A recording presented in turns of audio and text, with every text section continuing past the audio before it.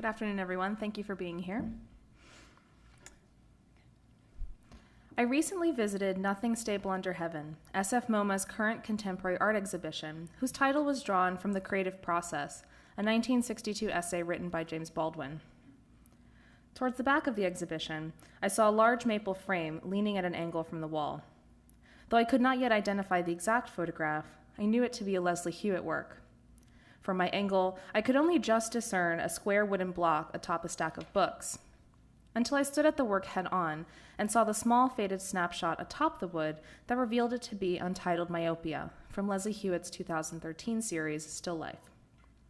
Still Life explores legacies of the civil rights era and the ways different memories of historical narrative can meet to form new, mutable, even disjunctive wholes. Hewitt photographed archival and otherwise everyday materials on the hardwood floor of her studio, creating subtle, poetic arrangements that echo the still life tradition. Leslie Hewitt is a New York-based artist whose practice considers the multiplicity of personal and collective memory as retained in and shaped by visual culture. Through photography, installation, and sculpture, Hewitt threads together objecthood, ephemerality, and slipperiness of both time and memory. Though there are many potential threads for inquiry into still life, like their prominent sculptural qualities and connections to the 17th century Dutch Vanitas still life tradition, this talk will instead focus on the photographic. I will consider the links between vernacular photographs as counter-archive, as well as read Hewitt's gestures of rearrangement through Marianne Hirsch's theory of post-memory. But first, to frame the visual systems of the series. Each photograph centers 3 books at the bottom of the frame. The spine of the top book is the only one that is ever readable. In this series, it is James Baldwin's The Fire Next Time. Then, a rotating library of snapshots and a single sliced lemon move in and out of the frame between the photographs. The snapshots used in still life are family photographs, formally characteristic of those from the 1960s through the 90s. These works may appear identical. It may feel strained to distinguish between the images across the slides in this presentation. However, it is precisely this stark similarity that beckons us. For example, in the gallery, this call to look closer is underscored through each work's presentation on the floor and bottom weighting of the composition, which asks the viewer to kneel down for a closer look. Perhaps then you might see a book turn or a snapshot appear, replaced by another. These photographs ask us that, while we may get lost in apparent sameness, to remain sharply attuned to the impact of difference. A slight shift can become disproportionately dense. The introduction of a new object or removal of one reforms narrative, like the process of remembering. The wooden square interrupts the possibility for us to deductively read the objects within, an almost frustratingly ambiguous presence. Photographs and books are supposed to have meaning to discover and define if they can be studied closely enough. However, the wood instead declares an open surface to receive meaning rather than give it. It presents a moment of pause and unspecified imagining. This expansiveness of meaning, perhaps initially perceived as ambiguity or opacity, is the foundation of the work. The wood reminds us that still life is grounded in multiple readings. In this work does not present a meaning to deduce, but rather asks us not to settle for one correct answer, but rather to instead continually evolve our understandings of the work as we spend more time with it. To pivot, I will focus on The Fire Next Time in the context of still life. In the text, James Baldwin uses 2 long-form letters to illuminate the psychological impact of a race society on national culture, identity, and community.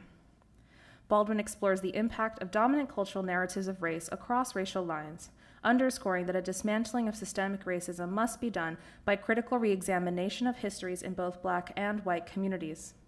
Throughout the text, Baldwin often mined his own biography as examples for broader concerns, but he did not enclose the relationships between history, past, and present experience to his own story. Instead, he calls for an expanded field of history that contains the possibilities for different understandings to then realize a multiracial national identity.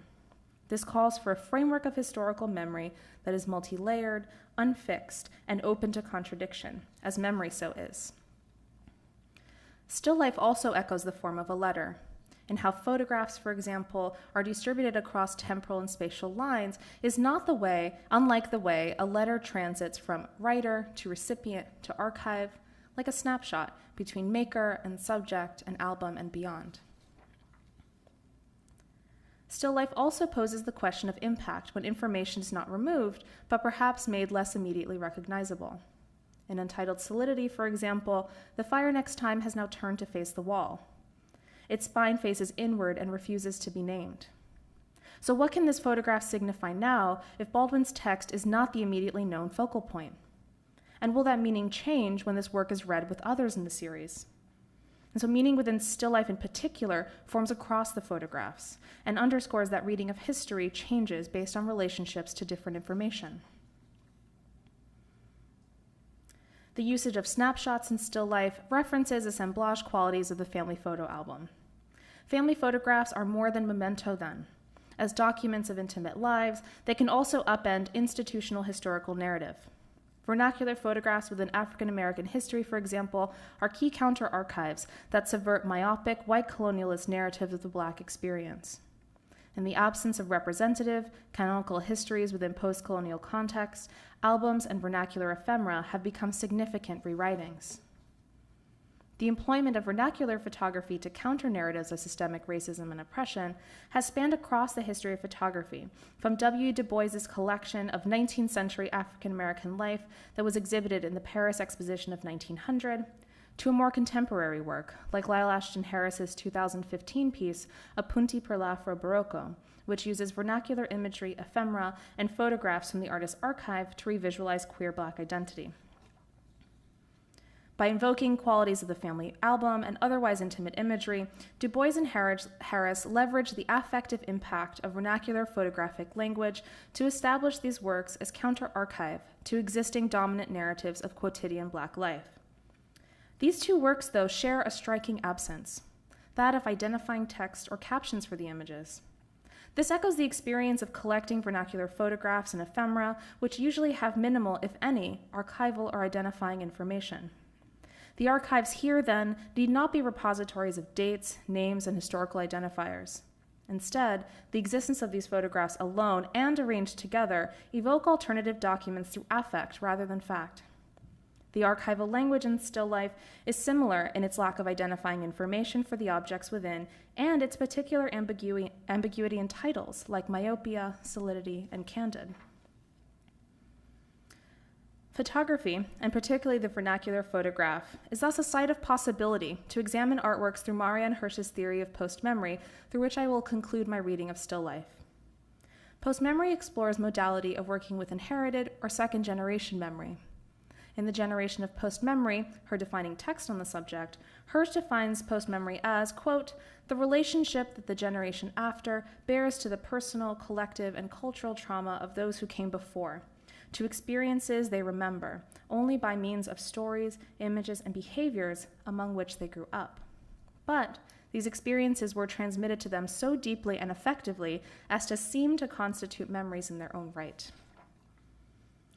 So first-hand memory is thus not the singularly defining historical narrative or source, opening our entry to post-memory work. In The Fire Next Time, Baldwin too addresses how memory one might contend with histories across generation, writing, quote, to accept one's past, one's history, is not the same thing as drowning in it. It is learning how to use it. So artists who access post-memory in their work must be careful not to supplant their experiences over those who came before, but to also not be supplanted by the past. Hewitt's work, for example, rereads civil rights era material, though she herself was born in 1977 and is thus working from inherited memories of her family and community. Post-memory work becomes essential for a continual process of rereading history for the discovery of multiple narratives or, as Baldwin noted, learning how to use it. Artworks that engage with post-memory utilize existing material to connect to and stand in for elements of the artist's history, framed through Hirsch's description of the way post-memory is, quote, mediated not by recall, but by imaginative investment, projection, and creation. Post-memory is a continual space of rereading, translation, and rewriting.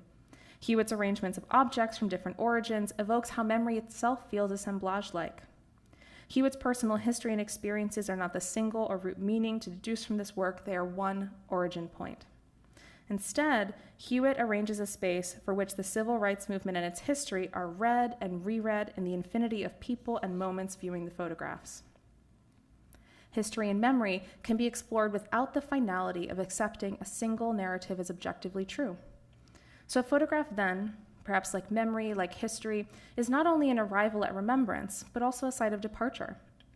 This process of rearrangement and recontextualization is what continues to redefine and unfix the objects within the frames. For example, what, when, and where exactly is a photograph an untitled median? The subjects within the family photographs, even when their backs are turned, are likely still identifiable within the context of their family album. But when Hewitt incorporates these decontextualized snapshots in her work, there is a palpable sense that these images may have been separated from their origin, and thus their identifying information. However, though, the photographs do not lose their affective resonance. They instead resonate with perhaps a collective familial imaginary. These photographs then, particularly read with the objects and the wood within, do not enclose their meaning to a specific origin point. Still life intentionally holds its cards so as not to privilege one reading or perspective over another. The gestures in still life tell us that memories, like objects in assemblage, can come together, not seamlessly and in a fixed state, but rather as a multivalent, changing whole. So finally, focus your attention here to the photograph atop the wood, a blue-gray, glossy snapshot of water turned sideways. In this work, untitled Zenith, we are reminded that a horizon is not always a horizon. A simple clockwise turn made this snapshot's horizon a vertical line. Something as simple, even literal, as this photograph of a body of water, perhaps from a vacation long ago, now forgotten, can bear entirely different significance if it is re-examined in a different way. Leslie Hewitt, in her simple yet powerful gestures of rearrangement, can transform a seemingly fixed horizon into a new zenith. And so still life proposes an alternative mode to read photographs, one that is of associative conversation between images, objects, and context that we allow to change over time. Thank you.